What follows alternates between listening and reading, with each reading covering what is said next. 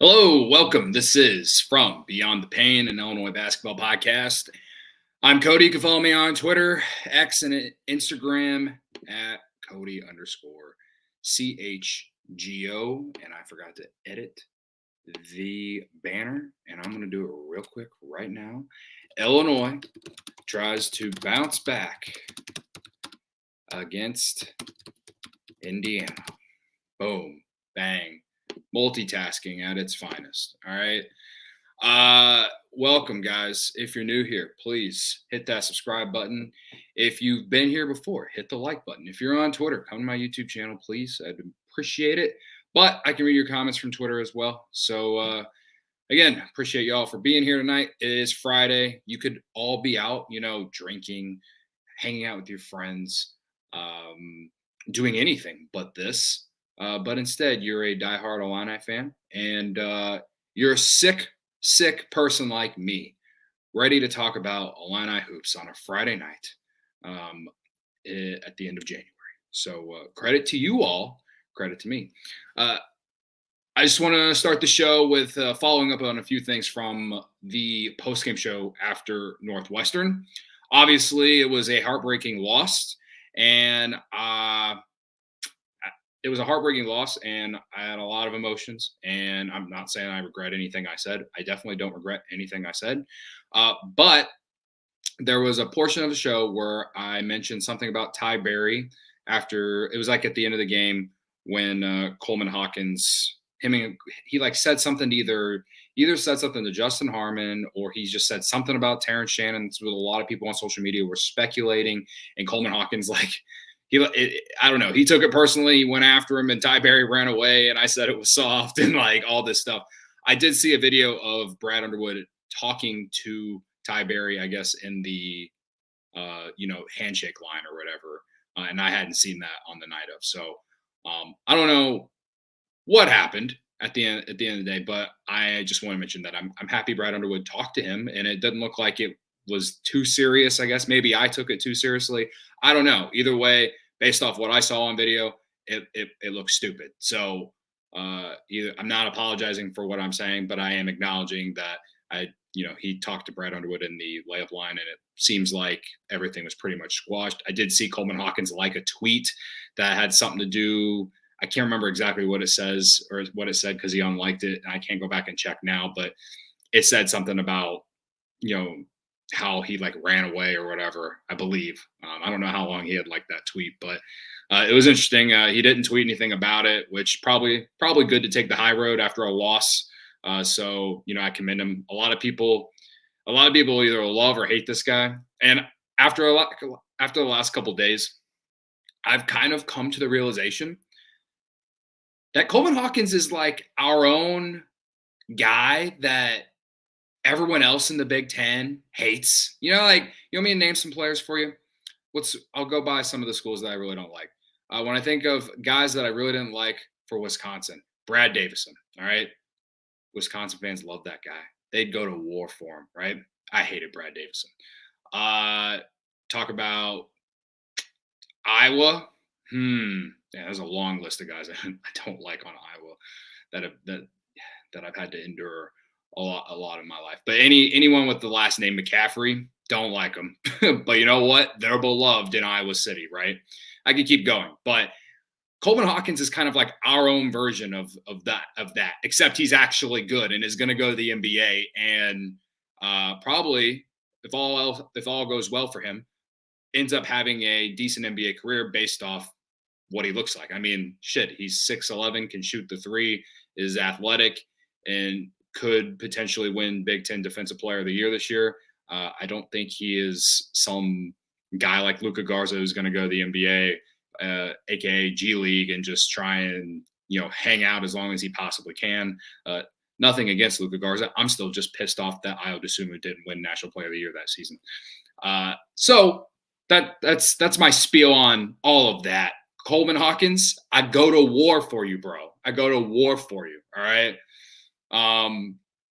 What other stuff? I realized that Illinois actually missed 20 layups.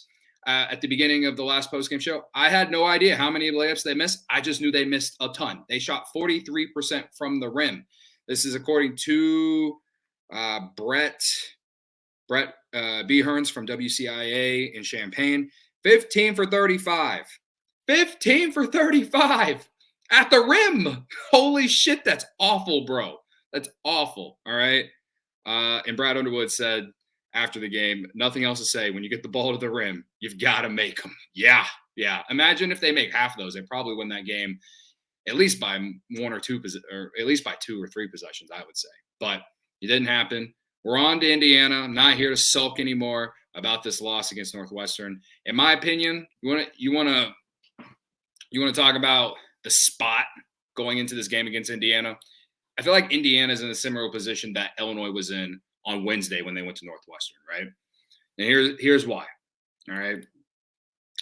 Terrence Shannon Jr. had only been back for one game, and that one game, the first one, was against Rutgers, right? Rutgers, one of the worst teams in the Big Ten. They're not good. Illinois got to play at home. This was the first road game for Terrence Shannon Jr. on the road in a very hostile environment, despite the fact that it was 50-50 in terms of the colors that you would see in the stands of orange or purple, right?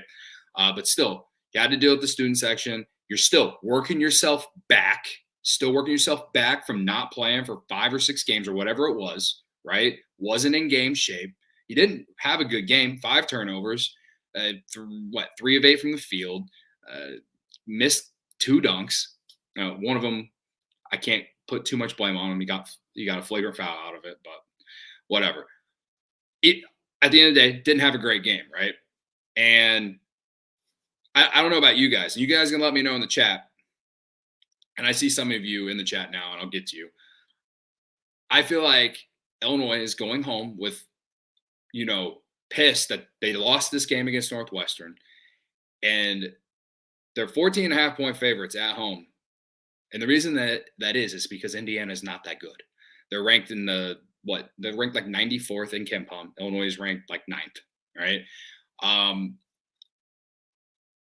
The reason that I feel like it's like Indiana's in a similar spot as Illinois on Wednesday is Indiana has some injuries. They have like 4 guys who are game time decisions tomorrow, at least according to what is updated right now from what I've seen. I'm sure some of those guys will play. They've had some issues at guard. And Illinois is coming in with a lot of motivation to bounce back. And also, a handful of guys on this team were on last year's team when they got their ass kicked by Indiana at home in Trace Jackson Davis, right? So I think there's a lot to play for here for Illinois. Indiana, sure, maybe they are better than what I've seen. Maybe they somehow, some way get into the tournament long term. I just feel like it's a bad spot for Indiana tomorrow. I don't think they're going to win tomorrow. I don't think it's close, to be honest. If I could bet the game, I'd take it. Illinois minus 14.5 right now if I could. I can't. I'm in the state of Illinois, and you can't bet on colleges in the state of Illinois. It's the stupidest law in this stupid state. All right. So I just feel like the spot's kind of similar. Illinois went to Northwestern. Terrence Shannon Jr. had only played 1 game.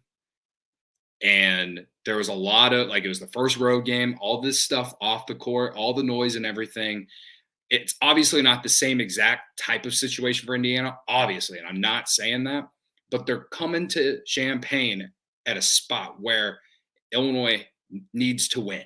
They need to win tomorrow. It would be a bad loss if they lose tomorrow. So I think Illinois bounces back big tomorrow. That's how I feel going into tomorrow afternoon. It also helps that it's not 11 a.m. tip. It is a 2 p.m. tip. I like those better. Anything in the afternoon. All right.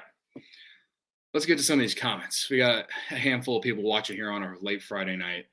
Landon, he says, as an IU fan, enjoy a stress-free 20-point win tomorrow. Yeah, I've watched a handful of IU games, man, and they just aren't good. They just aren't. The best game they played that I've watched is probably against Kansas, and they blew that game. They lost that game, and they played really well for 20 minutes, and then the second half they blew that game. Let's see. LFG is here. He's a little late, but you're here. Doesn't matter, man. You're here. BU said he had his best practice since returning. Yes, he's referring to Terrence Shannon Jr. in they had a presser today. They always do something like this, like the day before a game. Brad Underwood did say that Terrence Shannon Jr. had his best practice since returning. And with a day or two to think about the loss at Northwestern, I've come down a little bit. I still think that that would have been a huge win for them. It would have been a quad one win. Someone in the chat in the last show said like Illinois needs to pick up some big win, like some good wins too. They've beat FAU, and that's really about it. They haven't. The only bad loss they have is against Maryland. But they lost to Marquette. They lost to Tennessee. They lost to Purdue. They need to pick up some quad one wins. I think they're 2-4 in that category so far this year. I wouldn't feel so bad if they didn't have a bad loss on their resume. And maybe Maryland will be better by the end of the season. A lot of people are starting to feel that way. But tomorrow's game won't answer that question. But they can't really afford any more bad losses, in my opinion. In terms of tournament seeding, right? In terms of, I don't know, having some respect from the national people, I guess. At the end of the day, I don't really care what the national talking heads are saying about Illinois. The national people always either overhype Illinois or they underrate them, and Illini Twitter just lets them know when they underrate them, and then they play better, right? So I don't care, but the games against Wisconsin and Purdue are going to be huge, and unfortunately, they have to go to Wisconsin to play Wisconsin, who just beat Michigan State tonight. Honestly, it was a rout. It was never really close. It's not that I was not a believer in Wisconsin, but I didn't think they'd be this good this year. AJ Storr is really good. They have a nice nucleus of guys who are experienced, have been there for a couple years. Chucky Hepburn, Qual, like they're a good team, right? I'm still not a believer in Greg Gard, but whatever. They have, from a roster perspective, they have a good team, right? So either way, it's going to be tough to go to Madison and win that game. And then on senior night, they play Purdue. And I'm hoping for a bounce back, right? Like, you lost by 5 at Purdue.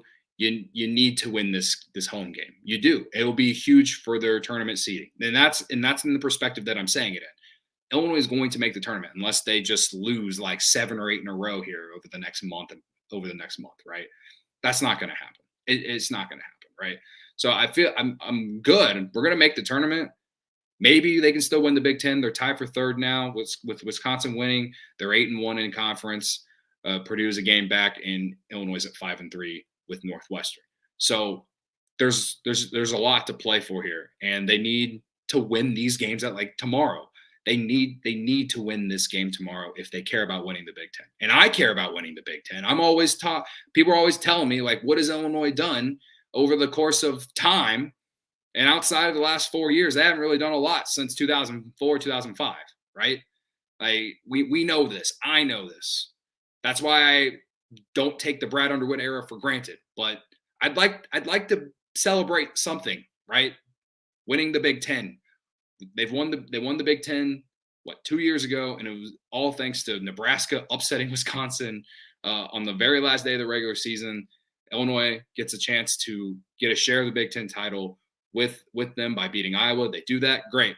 The year before, stupid technicality because of the pandemic season, I believe it was.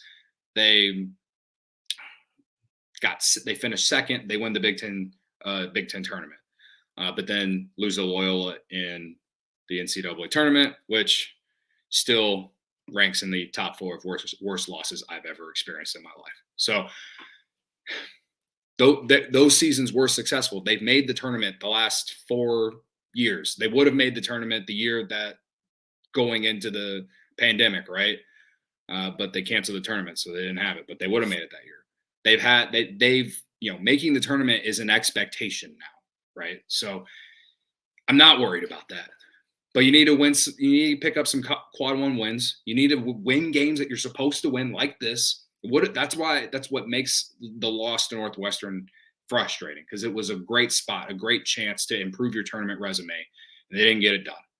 And largely because they missed 20 fucking layups. For fuck's sake, guys.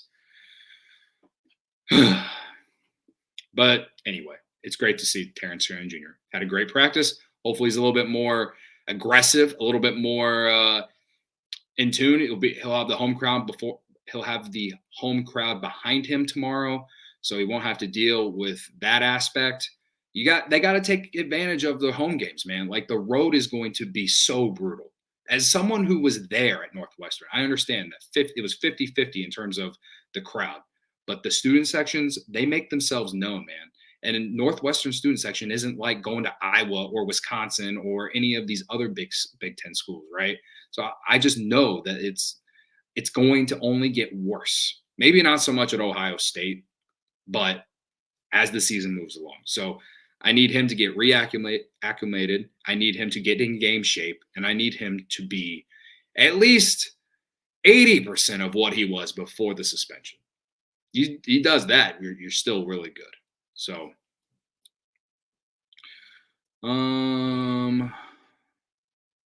let's see. Looking at the chat here, net score bracket game. How you doing? Welcome says, yes, bounce back game for the Illini. Landon says, only concern I would have is this is pretty much a must-win game for Indiana. Yes, they need – if Indiana wants to make the NCAA tournament somehow, some way, they need to win this game tomorrow. And it's just going to be really tough for them, in my opinion. LFG makes a good point here.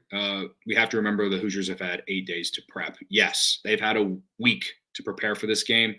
And I think Mike Woodson is a good coach. I thought what he did last year with that team was impressive. Obviously Trace Jackson Davis was a huge part of their success, but for how long he's been there, I feel like he's a lot better than Archie Miller was, right? So, I know this year they're having a down season. They've had some injuries and all that. They were terrible against Purdue. I remember betting on them to at least hang around. They didn't even do that. I feel like this is Illinois getting Indiana at the right time, despite the fact that they've had 8 days of prep and Illinois had 2 days of rest. It's just the life of the Big Ten, man. Other teams have to go through something like this. Wisconsin just won by 2 against Minnesota 2 days ago, and then they played tonight, or maybe it was 3 days ago. And they went out there and they beat Michigan State by double-digit points. If we're going to consider Illinois a top 3 team in the Big Ten, a second weekend Elite Eight type team in the NCAA tournament, Illinois needs to come out and take care of business tomorrow. All right. It's not like they're playing on a second of a back-to-back the day after, right? Like they've had 2 days of rest. They got to do some practice. They're going to look at film, all these things. There's just no excuse to lose tomorrow, personally.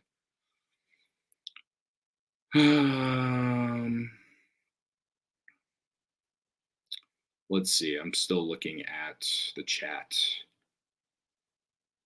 LFG, I'll get to your comment here in a second. My guy Sonny is in the stream. He says, need a double-digit win. If this game is close, then it's time to worry. Indiana is bad. Yes. I'm not so sure it's time to worry, because I said that I would give Terrence Shannon Jr. 5 games to get back to some sort of form. So, or at least to the form that we're all used to. And, the game against Rutgers, he didn't have a good first half, but he was good in the second half. Against Northwestern, in general, just wasn't very good. But, again, we'll see what he does at home tomorrow, and we'll see where we're at. I think they're going to win tomorrow. So I'm not worried. Don't clip this and troll me later, please. Okay. LFG asks, what did you think about the broadcast letting it breathe during the no means no chant? Was a minute of radio silence. So I was listening to the Illini Inquirer podcast, and Jeremy Werner and Derek Piper were talking about this. I have no problem with it. It tells the story. It tells the story. It's their job to tell the story, right? It's their job to tell the story, and that's what Jeremy Werner and Derek Piper said, and I in general agree. Um, as someone who has, I think if I think if you've been watching or listening to this podcast over the last month, you probably think that I am as much of a supporter of Terrence Shannon Jr. as I possibly can, given the circumstances. I'm a believer in innocent until proven guilty, but we all know the elephant in the room, man. And like this isn't like the Illinois broadcast or the Northwestern broadcast, like radio broadcast or anything. It's a national broadcast. It was the most. It was. I'm assuming it was the most watched college basketball game Wednesday night. All right. Robbie Hummel was on the call. I, you know, they did what they had to do, and it's going to be like that the rest of the year, unfortunately. And so I don't have anything against it. It is what it is.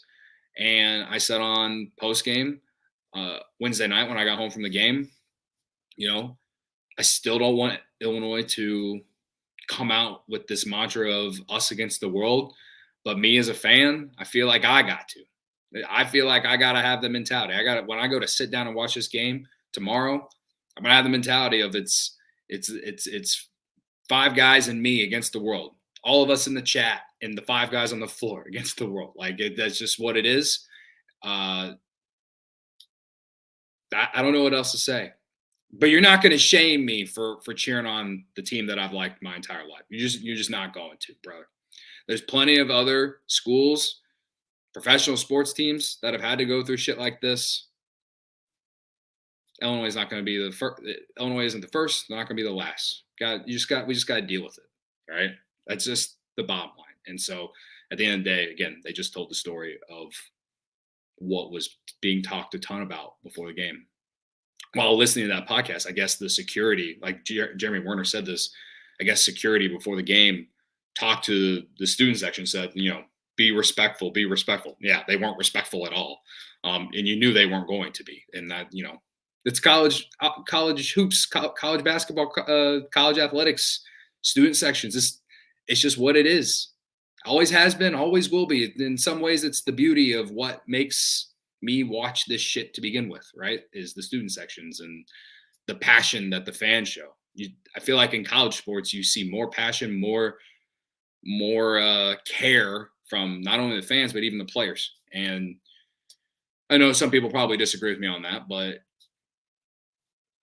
I wouldn't say this about all sports, but in college and basketball, I do feel that way. I feel like NBA players, they just go out, do their job. They care, but they don't care to an extent of what you see on a night in, night out basis in college basketball, especially from January all the way through March. I feel like the NBA players will start to do that when the playoffs start, right? So that's just what it is. LFG says Aunt Wright definitely had mixed feelings on it. Yeah, I didn't hear what he said, but I don't blame people for having mixed feelings. I will say this, that like a lot of Illini Twitter was like pissed about, the student section saying what they're saying. It's like, don't act surprised. Don't act surprised. It's like, this is what we have to deal with the rest of the year, man. Like in some way, some fucked up way, I guess, we just got to embrace it. Like it sucks, but you all are here. You're not boycotting Illinois. I'm not going to boycott Illinois. Like it is what it is. It is what it is. I said on the last show too, I met someone at the game who is friends with the Shannon family. And, he didn't give me no inside information or whatever, but he gave me his experience with their family, with him. And it makes me hope that the real truth comes out first off, and that the truth is that he is innocent. That's what I hope. And he's not the only person who said that. He's actually a good human being and stuff like that. So, it is what it is. So, all right. There was something else. What was the other thing? We're about 25 minutes in. I guess while I figure out what I was going to say next, please hit the like button, hit the subscribe button. if you're here on YouTube. I appreciate y'all. Oh, yes, as I scroll my Twitter timeline. News came out that the scheduling for next year, as you remember, a lot of, RIP to the Pac-12, all the teams coming to the Big Ten. They are it kind of raised like questions about how scheduling will be for next year, and I guess it is sticking with the Big Ten is keeping next year's league schedule at 20 games, and Brad Underwood talked about it today in terms of like the challenges of having it. He said where that tournament is a big issue, and I think he's talking about the Big Ten tournament. Usually, the Big Ten tournament is in Indiana or here in Chicago, right? Or Indianapolis or in Chicago. And now with all these teams from the West Coast joining the Big Ten, it will be interesting to see if they move it. Like, I assume that it might be more out west now. We'll see. I am curious to see what happens there. Like maybe Vegas, maybe I don't know. I don't feel like it's going to be in Indianapolis or Chicago ever again now. And that makes me sad. I went to the Big Ten tournament here in Chicago last year, and I had a great time outside the fact that Illinois pissed me off. But yeah, but Brad Underwood said that where that tournament is the biggest issue, trying to protect your top 4 seeds for the NCAA tournament, because I believe the NCAA tournament starts it's like the same week after that tournament ends, I believe, like that Thursday. Correct me if I'm wrong in the chat. So, yeah, me personally, I'm fine with them keeping it to 20 games. Now it'll be interesting how they choose who Illinois and all these other teams are going to play. And I guess 15 of the 18 teams will play in the Big Ten tournament. I'm not really afraid of Illinois missing that, considering where we are as a program right now. But I guess it does give an incentive to a lot of teams to, at least be good enough to avoid that. So, it is what it is. I don't really care. But I haven't really said this on the show. I'm pretty pro with all these schools from the West Coast, like USC, Washington, Oregon, whoever else I'm missing, UCLA. I'm pretty pro of them coming to the Big Ten, just because like this conference doesn't get enough respect, and so I guess these schools will add some respect to this conference. I feel like every March I have to get on my pedestal and defend this conference, because everyone says, because no one in this conference can ever get to a second weekend in the NCAA tournament. Everyone says this conference is overrated, blah, blah, blah. And it's like the Big Ten plays a excruciating non-conference schedule every single year. Most teams do, right? And outside of this year, I felt like it's just been a gauntlet in conference with, a lot of really good teams beating up on each other. And that's what's led to them falling apart in March. I think in Illinois, for Illinois, obviously the year after the pandemic and Io's last season, we obviously we were all hopeful for a much deeper run, and that ended up being a really disappointing, bitter ending.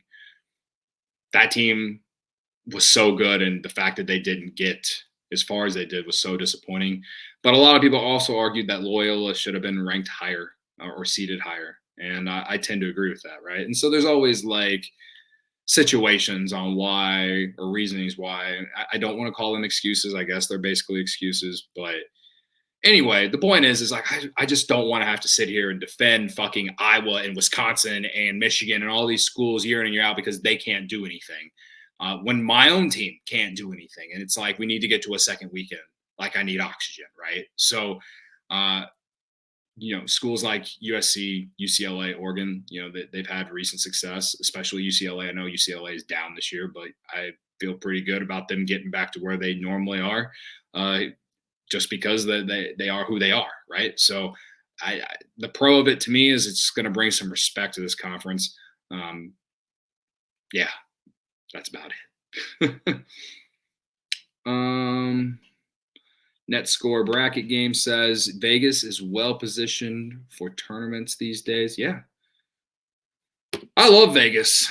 It just sucks that Vegas is not close here, so I have to fly there, and it costs money. Whenever the tournament, is in Chicago every other year, and I could just get in an Uber and go to the United Center, right? So maybe they do it 1 year in Vegas, and like maybe it just goes like a circular way, right? Like they'll do Vegas, maybe add another West Coast team out there, or West Coast city out there, maybe or like Texas, or somewhere in Texas, or Kansas, Nebraska. I don't know.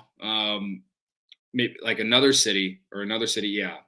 So Vegas, some another city, and then Chicago, and in Indianapolis stay, and they just do a revolving circle, and it just that way it continues to make its rounds.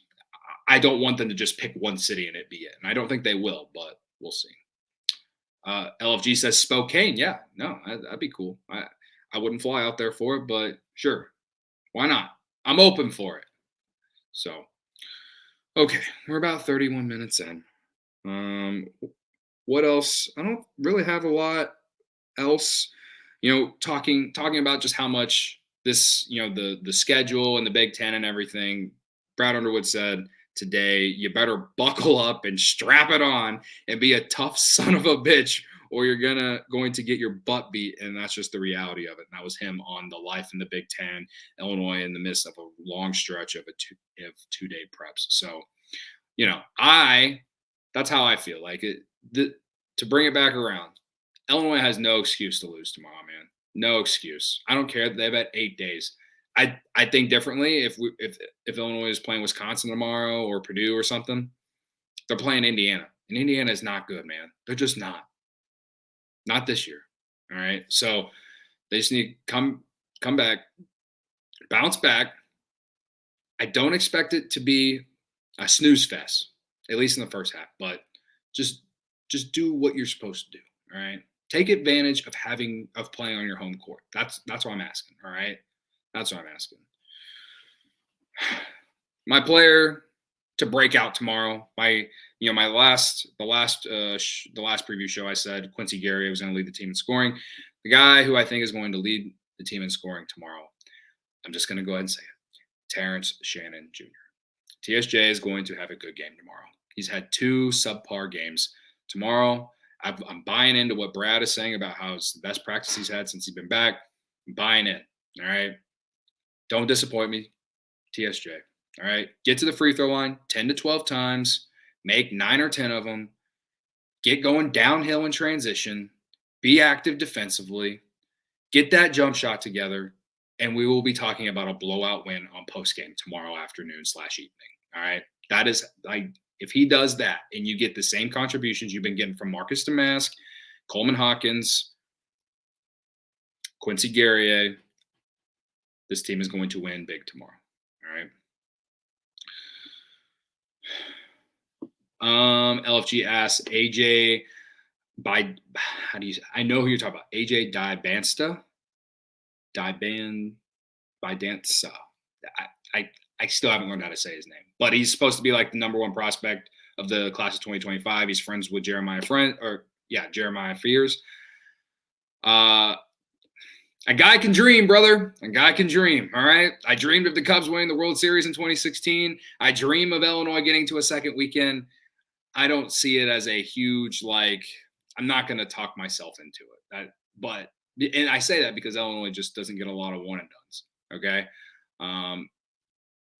Maybe that relationship with Fears changes things, but we'll see.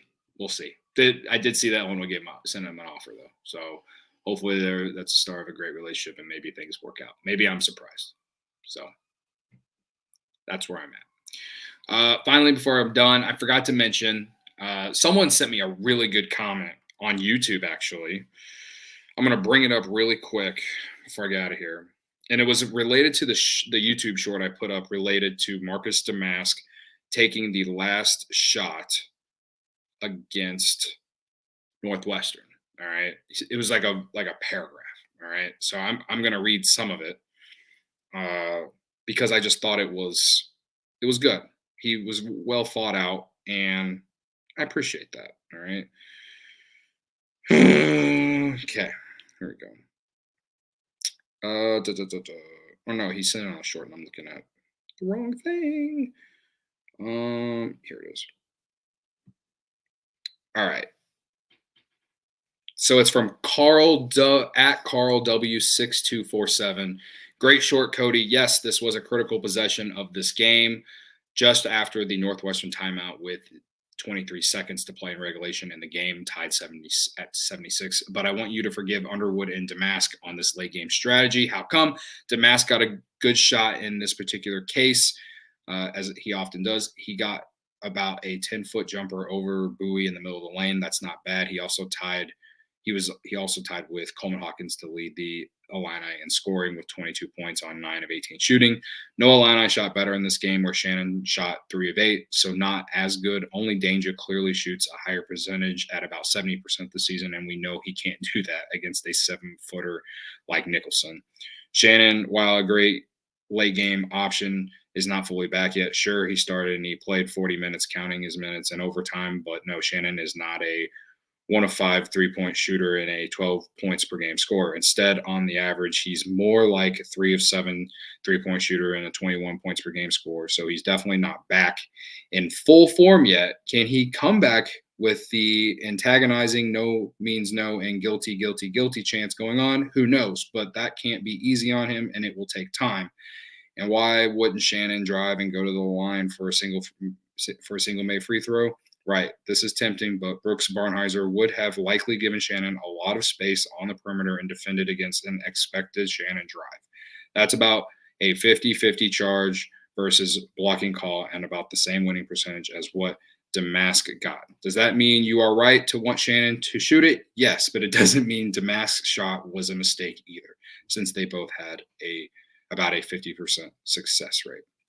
There's more to that, so I don't want to read the entire thing, but I still feel the same in terms of no matter what, I just honestly want Shannon to take the shot.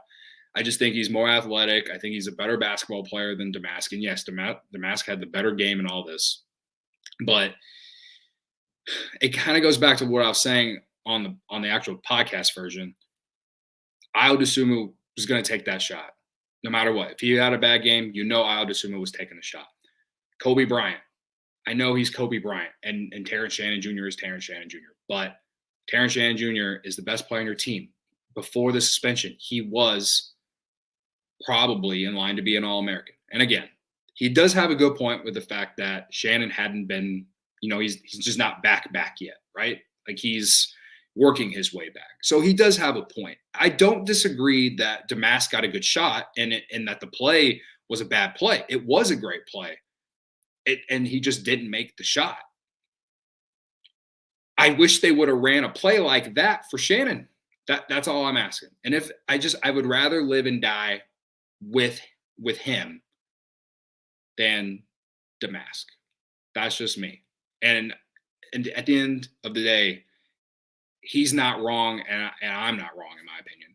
Either one of those two can take that shot. The two best players on the team when it comes to creating a shot for whoever, right? I don't know. Maybe it's like the delusion, the Delulu in my head that thinks if Shannon takes the shot and he makes it, it's like a moment that we all look back on how this team went on to do something great. Like maybe I'm using the imagination in my head to come up with something that makes me feel good. Again, what Damask did, it wasn't wrong. He got a good shot. He got to the spot he wanted to get to. I just want the better player to shoot the ball. That's just me. So thanks again, Carl W6247. If you listen to the actual show, please subscribe on YouTube. Okay, we're about 40 minutes in. So I appreciate y'all for hanging out. I don't know if we'll do watch along tomorrow. I'm going to try. Game's at 2:00. I'm going to try because I didn't do one for the Northwestern game because I was at the game. So stay tuned for that. Follow me on Twitter. I always put out the link and everything unless you get the notification sent if I set up a video on here. But if we don't do live watch along, obviously post game right after the game. I'm not doing jack shit tomorrow. So I'm going to watch Illinois, and I hope they win, and I'm going to be happy Saturday night. That's what I want. And I want to be able to celebrate it with all you guys here on the YouTube chat. Okay? So, all right. Let me do this little spiel before you're out of here. Make sure you follow me on Twitter at Cody_CHGO, Instagram, and TikTok. I'm like 125 followers away from 2,000 on TikTok. I got a lot of people pissed off at me on TikTok right now. All you got to do is go watch every video I've put out related to Terrence, Shannon Jr. And I haven't read any of the comments. I'm not going to, not because of my mental health. There's no way I'm reading any of them. Absolutely no way. But you guys are here because you clearly either are hate watching me, or you're either here because you hate watch me, or you think I have something smart to say about Illinois. So I appreciate you. And if you like this content, please go follow me on one of those three platforms, or all three, or whatever. I appreciate it. To an end that I can't describe any better, right? So you can also, the link in the description, there's the link to Spotify. You can subscribe to the podcast there. I think we're on Apple now. I can't confirm it, but if you go give it a search, maybe you can find it. If not, then we're not on Apple yet. I'm still not sure. And of course, hit the subscribe button. Again, be back tomorrow. When you go to bed tonight, say your prayers. Wish nothing but good things for this Illinois basketball team. And never take Brad Underwood for granted. That's, if there's anything that you should do tonight, just go to bed and you're like, I'm thankful for Brad Underwood. All right. I will see y'all tomorrow. And as I say at the end of the show, always, IL.